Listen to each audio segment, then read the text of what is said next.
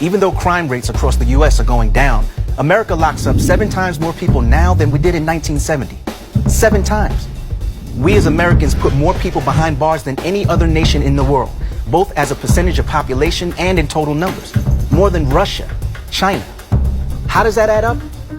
2.3 million people. That's how. If nothing changes, 1 out of every 17 white men will end up in jail. 1 in 6 Latinos and close to 1 in 4 black men born today will be locked up at some point in their life. And we're putting women in jail even faster than we're locking up men. Our nation is divided on so much, but not this. And still, our government does next to nothing to fix it. Why? Well, for a start, slavery, the 13th Amendment, institutional racism, the war on drugs, police and private industry, immigration policy, I get it. We may not be able to fix all of that quickly, but there are parts of the problem we can fix right now, and it's just not getting done. So I'm going to lay out the case against those responsible, and by the end of this video, you're going to need to decide what to do.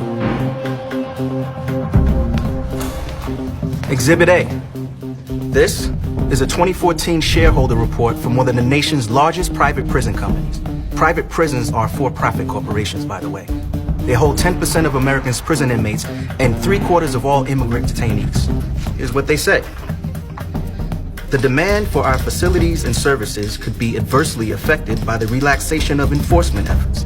Any changes with respect to drugs and controlled substances or illegal immigration could affect the number of persons arrested, convicted, and sentenced, thereby potentially reducing demand for correctional facilities to house them.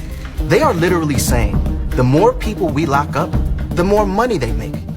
In the last 10 years, the private prison industry spent $64 million lobbying our government for longer sentences, stricter laws, and tougher enforcement. And this year alone, they'll make $6 billion in revenue. And you're paying for it with your tax money. In recent years, 50 to 60% of political donations for key judicial positions come from lawyers, lobbyists, and business interests. Massive corporations use inmates as virtually free labor instead of hiring paid workers. I know you remember the BP oil spill. Well, guess what? They made inmates clean it up, and most of them African American.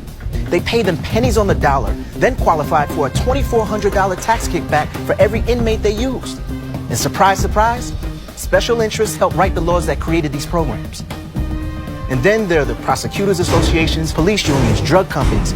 These multi-billion-dollar industries have a grip on our elected leaders just so they can keep turning profits, angling to protect their power regardless of public opinion. Whether it's prisons, healthcare, taxes, education, or the economy, our broken political system is standing in our way when it should be working for us.